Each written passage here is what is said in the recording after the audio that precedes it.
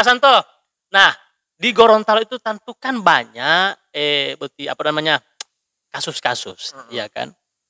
Ada yang selesai, bahkan juga ada yang tidak jelas status hukumnya, ya kan? Nah, menurut Pak Santo bagaimana?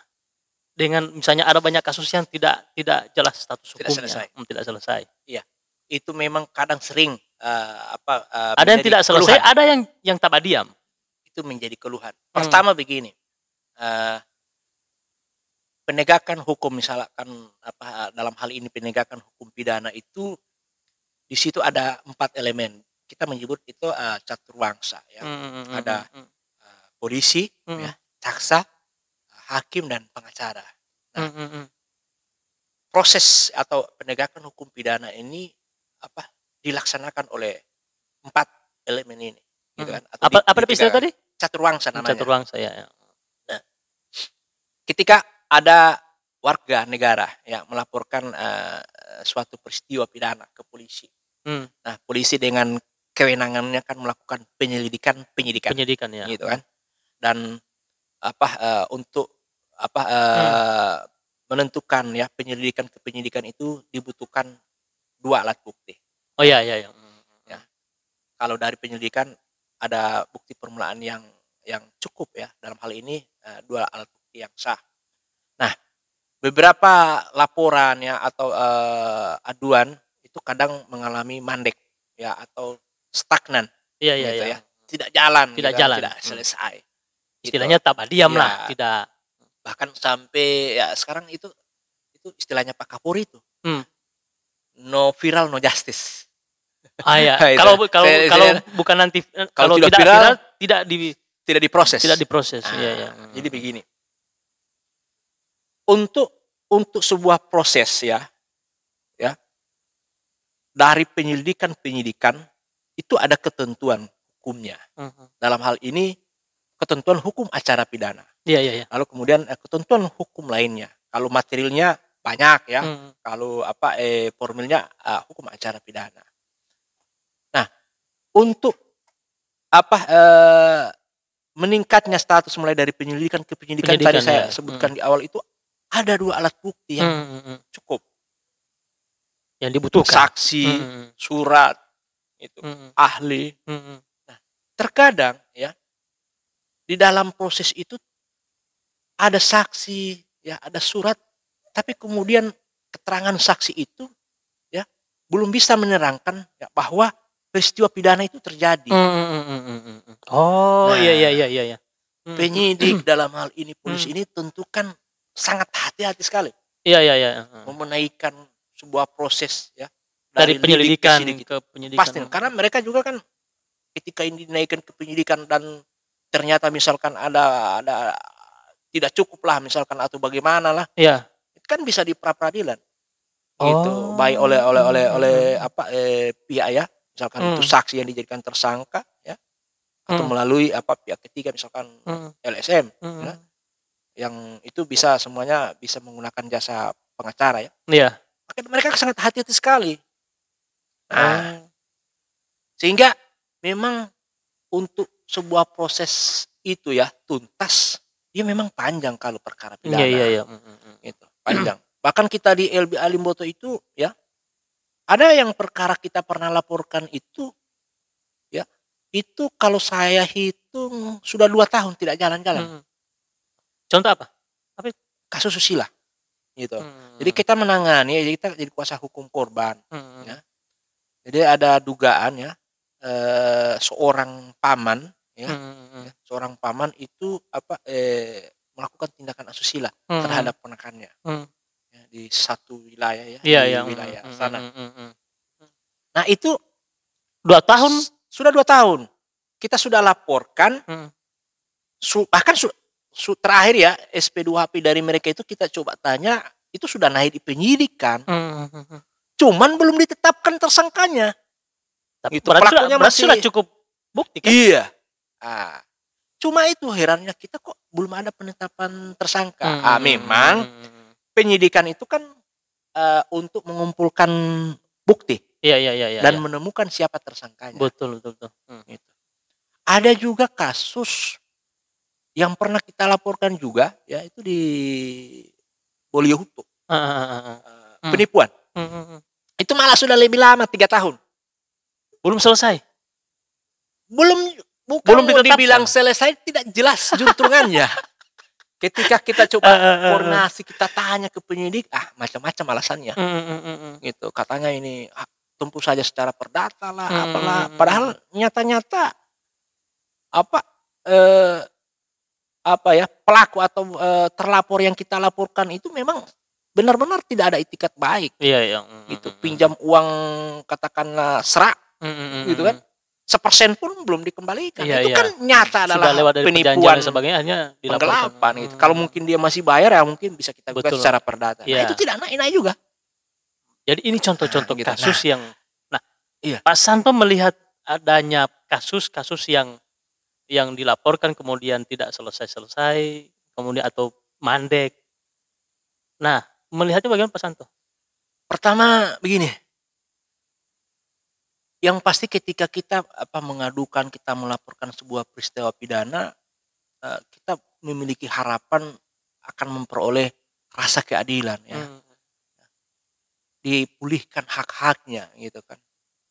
Kalau kita jadi misalkan korban gitu kan. Pasti kita inginkan itu.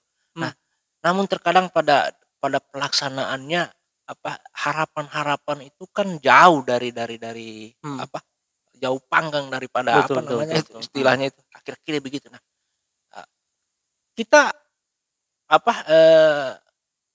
ya prihatin gitu, atau kita sedih gitu kan, kita gimana nih gitu kan, sakit ya, gitu. Ada rasa jengkel ya, ada rasa tidak gitu, seolah-olah ada diskriminasi gitu kan. Kalau orang berduit yang lapor cepat prosesnya, kalau rakyat biasa wong cilik yang lapor dibuat lambat, gitu. Nah, jadi timbul keprihatinan terhadap. Iya, bukan cuma lagi jengkel. Ini bagaimana ini orang ini tuh? Cuma kan tidak enak kan mau sama tuduh-tuduh toh. Jangan sampai begini, jangan sampai begini kan tidak ada bukti. Tapi selama itu belum selesai, selama itu masih mandek, kita tetap kawal. Dikawal terus. Iya, kita kawal terus. Kita cek terus. Bahkan yang di sana ya, itu yang kasus susila itu, kira-kira sebelum puasa saya coba minta tim koordinasi dengan penyidiknya sampaikan katanya masih mau periksa ahli. Sebenarnya ini tidak mau habis-habis ini periksa ahli ini tuh. Gitu. Saya bilang, oh ya Pak, kami jadi tetap memiliki harapan besar gitu kan. Tapi bukan berarti itu masalah sudah dibiarkan, tetap dikawal terus. Kita kawal terus. Pak Santo, pengacara itu saya juga sering dengar dari kalimat-kalimat atau kata-kata orang-orang, teman-teman, yang benar dibela, yang salah juga dibela. Jadi begini, yang kita bela itu bukan perbuatannya, gitu kan? Nah, sebelum saya menjelaskan itu, artinya saya ingin menjelaskan dulu kedudukan warga negara. Orang so salah mau bela. Maka saya menjelaskan dulu kedudukan warga negara, supaya kita paham ini, supaya kita paham. Nah, konstitusi menjamin seluruh warga negara atau tiap-tiap warga negara itu memiliki kedudukan yang sama di hadapan hukum dan pemerintahan. Garis bawah itu, kedudukan yang sama di hadapan hukum dan pemerintahan. Jelas itu, jelas. Artinya ya, terlapor pun, ya, dia tetap punya hak atau punya kedudukan yang sama. Dia punya hak hukum. Contoh, ada kasus penganiayaan. Iya. Sudah jelas dia pukul, benjol. Tiap pergi lapor. Pak polisi saya benjolin, napa DP pelaku tepulan. Napa dapat liang. Ini DP bukti saya, sudah.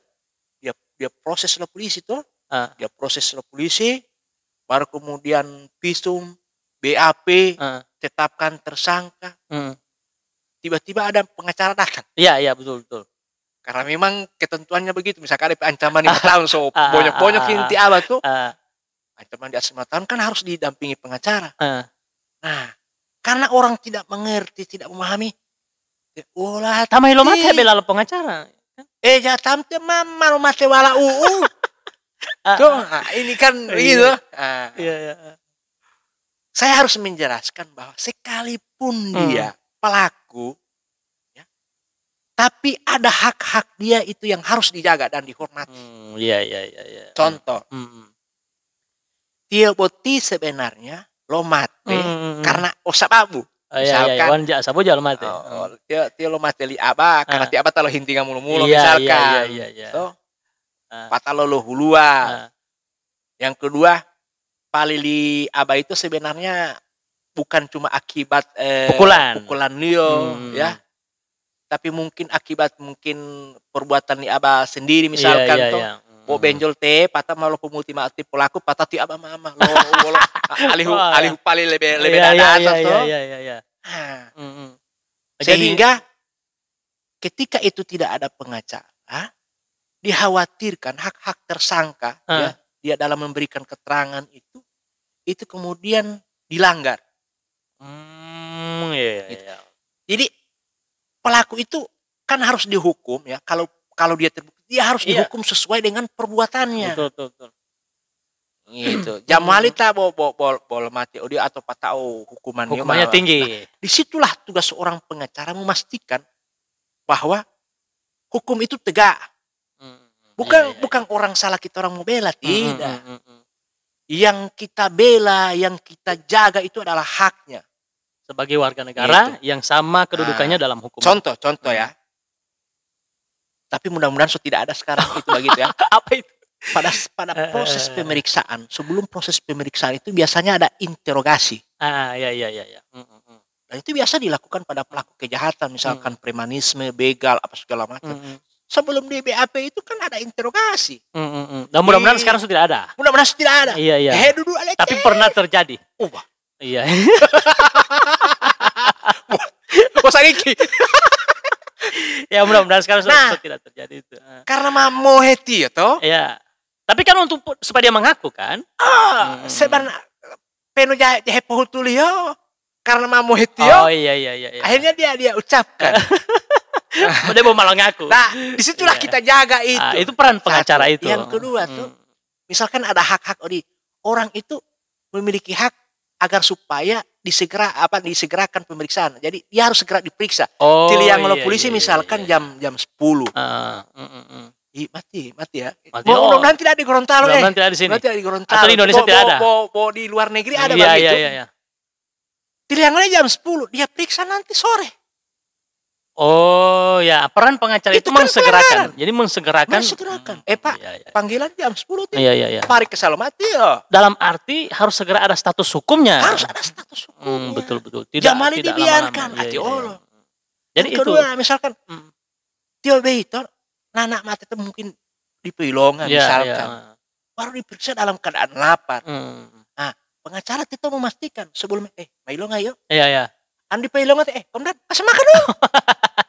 Masa mau periksa orang dalam keadaan lapar? Dan itu hak. Betul. Nah, di situ. Jadi itulah pengacara bukan membela orang yang salah, tapi haknya hak. Walaupun memang mungkin ada beberapa kejadian begitu, tapi itu kan oknum individu saja. Iya. Gitu. Secara hukum secara normatif kita tidak membela perbuatannya. Kalau yang bersangkutan terbukti atau kita meyakini bahwa dia melakukan harus. Iya, betul. Dia mempertanggungjawabkan itu di hadapan hukum. Tidak boleh. Saya bilang, Pak, tidak boleh. Karena yang pertama kali saya bilang harus jujur dengan saya. Tidak boleh tidak jujur. Nah, sedikit cerita. Tapi saya tidak akan menyebutkan ini karena kode etik ini boleh bercerita. Iya. Tidak perlu menyebut nama. Ada orang datang sama saya. Kiai. Anu tipe pas kami tomai ikuti. Kiai. Iya. Bahkan dia PNS. Dia PNS di salah satu instansi vertikal. Kiai. Pesantren. Ketika dia minta bantuan hukum sama saya tuh, minta ditangani, saya suruh jujur kan, bicara jujur. Ya, Pak. Itu kesepakatan awal. Iya, kesepakatan awal. Harus bicara jujur. Andila tolak ya. Gitu. Oh ya Pak, sumpah saya tidak melakukan. Jadi klien saya ini dituduh melakukan perbuatan asusila. Ya kan? Sumpah saya tidak melakukan. Terus oke lah, nah, yuk tidak melakukan. Tapi kita sebagai pengacara juga tentu tidak boleh hanya sepihak. Kita harus objektif. Saya bilang, oke, saya siap, saya tangani. Tapi yang saya ingatkan bahwa yang saya jaga adalah hak hukum Bapak. Gitu. Kalau Bapak melakukan, Bapak harus mempertanggungjawabkan itu. Di awal bilang tidak, kemudian tiba-tiba di perjalanan ternyata akhirnya harus. Gitu. Nah, pada saat proses sidang kan terbukti. Pada waktu saya itu diminta supaya melakukan lobby-lobby, oh tidak, tidak boleh, saya tidak mau. Bapak sudah melakukan dan itu fakta, bukti. Maka Bapak harus mempertanggungjawabkan. Keluarganya marah. Ya. Pak ini ada bayar. Oh ya. Saya bilang, cabut kuasa. Tondulia keluarga, ya numpas salon tadi petundulia. Saya bilang, kan saya sudah bilang dari awal. Bukan mau tunduli, buang. Ada bayar Bapak ini. Saya bilang, Ibu memberikan honorarium ya, memberikan jasa hukum sama saya, bukan untuk saya mengatakan yang salah itu benar, yang benar itu salah. Tidak. Iya. Saya menjalankan tugas saya untuk menjaga hak-hak hukum. Iya. Nah, memang pada saat itu mereka sempat jengkel sama saya kan. Tapi setelah dijelaskan, jauh nali jauh nali sama dengan ya. Enggak, hadapi saja sendiri toh. Jauh nali pengacara, tapi hanya dijelaskan. Kebetulan ada kemudian salah satu keluarganya yang dia bagus lah pemahamannya. Saya lewat komunikasi dia saya jelaskan. Gitu. Saya bilang cobalah kita pakai timbal balik. Bagaimana kalau misalkan korban itu adalah keluarga kita, gitu kan tentu kita akan minta supaya. Saya bilang Bapak tetap harus mempertanggungjawabkan itu di hadapan hukum dan tugas saya adalah menjaga hak lalu kemudian ya memperjuangkan Bapak agar dihukum sesuai dengan perbuatannya Bapak. Jangan sampai dihukum yang tidak wajar. Tidak wajar. Itu pernah misalkan dia DP ancaman hukuman mati misalkan, ancaman hukuman mati. Lalu kemudian fakta-fakta ya perbuatan-perbuatannya ini tidak tepat untuk misalkan diterapkan hukuman mati. Maka kita perjuangkan ya paling tidak seumur hidup atau 20 tahun penjara. Itu di situ. Jadi bukan kita bela perbuatannya, tidak. Tetapi hak hukumnya. Pak Santo sebagai sudah berapa lama pengacara? Saya mau jalan 6 tahun. 6 tahun. Nah, 6 tahun. Sebagai seorang pengacara yang sudah banyak menangani perkara juga, nah apa kira-kira yang Anda sampaikan terhadap teman-teman pengacara? Iya. Kalau yang pertama teman-teman pengacara, yang kedua kepada seluruh masyarakat. Iya. Yang pertama kepada teman-teman pengacara melaksanakan praktik itu harus didasarkan pada ketentuan hukum. Yang kedua kode etik. Kenapa dua ini? Lawyer mungkin bisa melakukan eksperimen, misalkan tidak ada hukumnya lalu kemudian kita eksperimen. Ya.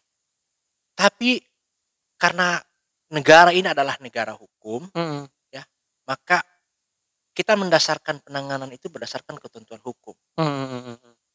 Yang kedua kode etik. Nah, kode etik dalam pengacara bagaimana? Ya, kode etik itu kan adalah sebuah panduan, ya, sebuah pedoman bagi advokat dalam menjalankan praktiknya.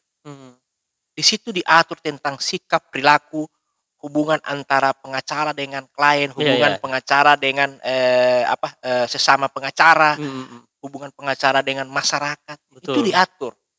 Pengacara harus bisa menjaga kehormatannya, martabatnya, jujur. Salah katakan salah, benar katakan benar. Gitu. Nah, saya tambahkan sedikit lupa ya. Yang ketiga itu adalah nurani. Nah, kenapa nurani? Terkadang di dalam melakukan kerja-kerja profesi itu kita juga harus mempertimbangkan nurani. Contoh. Ya.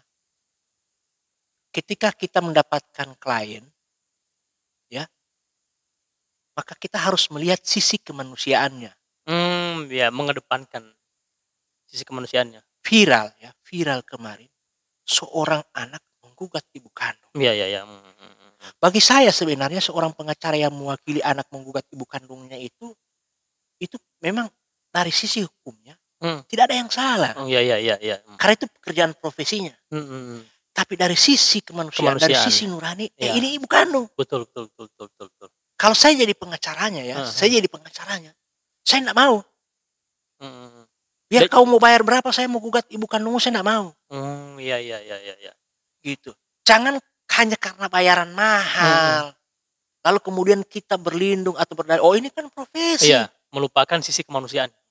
Tidak boleh, Pak. Harus itu dijaga. Jadi seorang pengacara ada 3. Ya. Yang Jadi perlu dijaga, hukum, kode etik, lalu kemudian nurani. Gitu.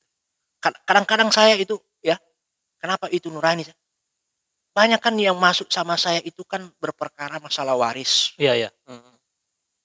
Nah, kalau orang yang tidak punya nurani, orang tidak mau pusing, pokoknya sudah maju saja ibu.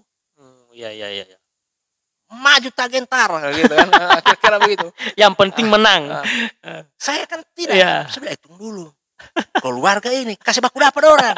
Ada mediasi. Mediasi ke sana. Ada mediasi. Nurani. Betul, itu karena ini internal keluarga. Meskipun kita dimintakan bantuan, walaupun kita dimintakan bantuan, dibayar, tapi dia bapak dung kayak mati kali ya. Betul, mediasi. Siapa tahu ada kesepakatan kekeluargaan. Betul. Nah, pesan saya kepada masyarakat kepada publik yang pertama begini. Bahwa pengacara itu tidak identik dengan klien. Dia melaksanakan kerja profesi itu karena ketentuan hukum. Didasarkan pada ketentuan hukum dan kode etik. Sehingga ketika pengacara itu bekerja, dia sama sekali tidak memiliki kepentingan pribadi. Jadi jamaah ingwa pengacara. Jamaah ingwa tinggal lihat. Wow, Japoli itu bisa pengacara. Yang kedua, bahwa masyarakat tidak perlu khawatir. Walaupun di mana-mana orang mengatakan bahwa pengacara itu berbayar mahal, eksklusif, sesungguhnya negara menyediakan kanal atau akses untuk mendapatkan bantuan hukum cuma-cuma. Gitu. Salah satunya bahkan ketentuan undang-undang advokat itu wajib memberikan bantuan hukum cuma-cuma. Oh, ada kewajiban ya. Misalkan saya tidak punya LBH. Iya. Di dalam ketentuan undang-undang advokat itu saya itu harus wajib memberikan bantuan hukum cuma-cuma. Tapi ada kriterianya. Ada kriteria. Iya. Gitu. Yang memang benar-benar orang yang tidak memiliki apa-apa, tidak.